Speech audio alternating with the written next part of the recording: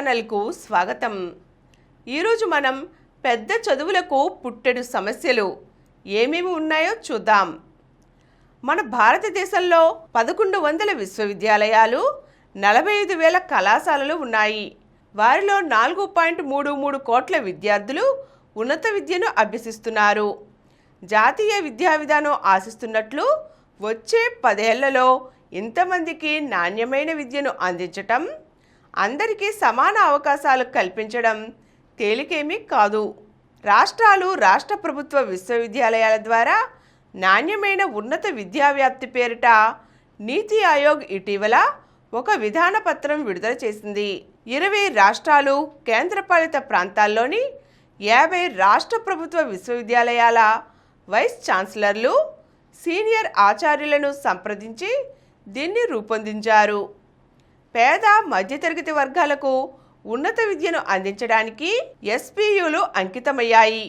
2021-22లో ఎస్పీయూలలో చేరిన విద్యార్థుల్లో 48.2% అమ్మాయిలే. ఇది అన్ని విశ్వవిద్యాలయాల్లోని మహిళా విద్యార్థుల సంఖ్య కన్నా 5.5% ఎక్కువ. 2011-12లో ఎస్పీయూలలో చేరిన ఎస్సీ, ఎస్టీ, ఓబీసీ, మైనార్టీ విద్యార్థుల సంఖ్య 99.5 లక్షలు కాగా 2021-22 కల్లా అది సుమారు 2.30 కోట్లకు పెరిగింది. మన దేశ ఉన్నత విద్యా వ్యవస్థకు ఎస్పీయూలే వెన్నెముక. 81% ఉన్నత విద్యాభ్యాసం వీటిలోనే జరుగుతుంది. జాతీయ విద్యా విధానం విజయవంతం కావాలన్నా, 2047 కల్లా వికసిత భారత్ సాధ్యం కావాలన్నా నిపుణ మానవ వనరులు తయారు చేయడం అవసరం.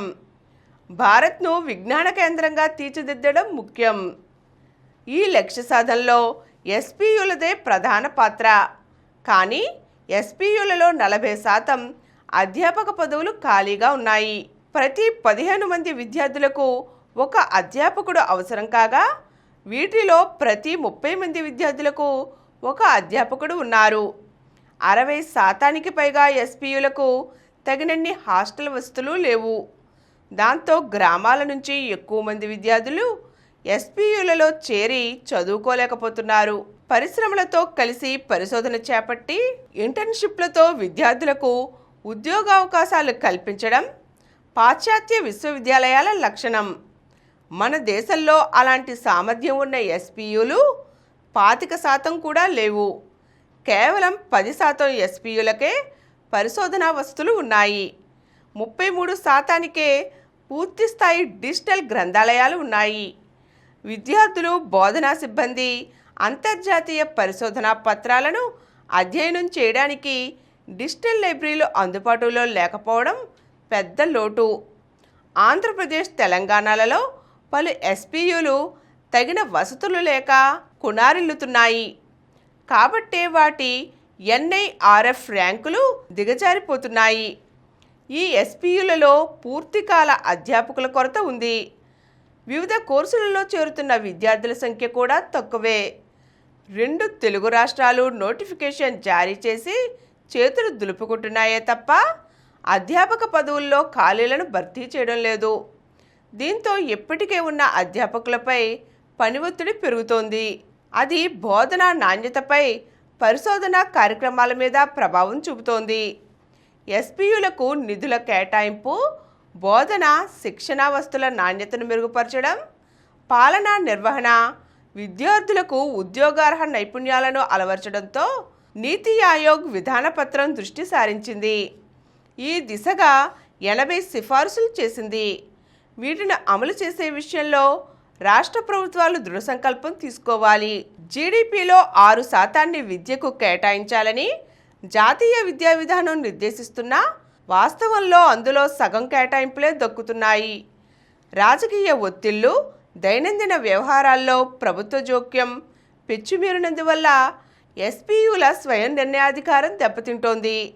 ఈ లోపాన్ని వెంటనే సరిదిద్దాలి.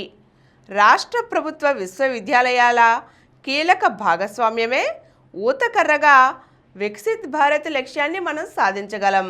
ఈరోజు మనం ఉన్నత విద్యకు వస్తున్న సమస్యలేమిటో, వాటిని ఎలా అధిగమించవచ్చో చూసాం కదండి. మరో చక్కని అంశంతో మళ్ళీ కలుద్దాం.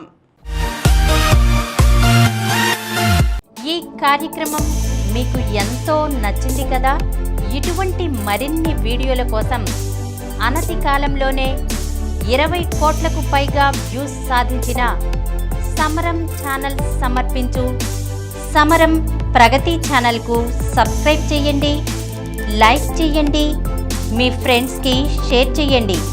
అలాగే ప్రక్కనున్న గంట సింబల్ని ప్రెస్ చేయడం మర్చిపోకండి.